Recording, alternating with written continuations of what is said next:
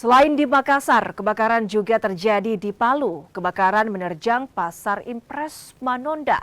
Akibat kebakaran, belasan lapak milik pedagang ludes. Kobaran api di Pasar Impres Manonda pertama kali terlihat dari sebuah warung makan yang berada di dalam area pasar. Api kemudian membesar dan merembet ke lapak pedagang lainnya. Saja cuma asap sama ke dalam kayak seperti koslet begitu. Ini kebakaran dengan koslet tahu. Oh ya. Ada berapa lapak di situ tuh, Kak? Sekitar berapa lapak situ? Banyak, ada semua campuran di belakang banyak. Rata-rata di situ penjual apa di situ? Ada campuran baju, makanan. Oh, saya lihat juga ada buah-buahan sama ayam itu ya, ada juga di situ ya? Iya, ada. Ada juga. Iya. Yang ini yang terbakar di atas ini kosong ini. Kosong ya? Di bawahnya ada. Di bawahnya ada ya? Pemadam kebakaran yang dikerahkan kewalahan.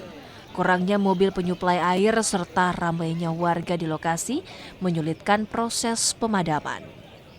Mobil meriam air atau water cannon milik Brimob Polda Sulawesi Tengah bahkan ikut diterjunkan untuk memadamkan api. Kalau unit personil kita dari Dinas Pemadam Kota Palu ada 9 unit, dibantu dari BPBD, dari Brimob, dari provinsi ya.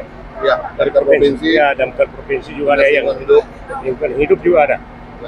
Supaya itu mereka yang membantu semua itu. Ya. Asesmen sementara berapa unit bangunan yang terbakar? Oh, kalau kios ini 13 ya. 13 ya. Semua 13.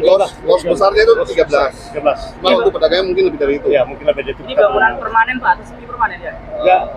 Yang permanen, ada yang belakang semi permanen. Yang di belakangnya itu semi permanen, di depan ini permanen. Ya. Polisi kini menyelidiki kasus kebakaran Pasar Impres Manonda ini. Dugaan sementara kebakaran akibat korsleting listrik. Rolis Muhlis, Kompas TV Palu, Sulawesi Tengah.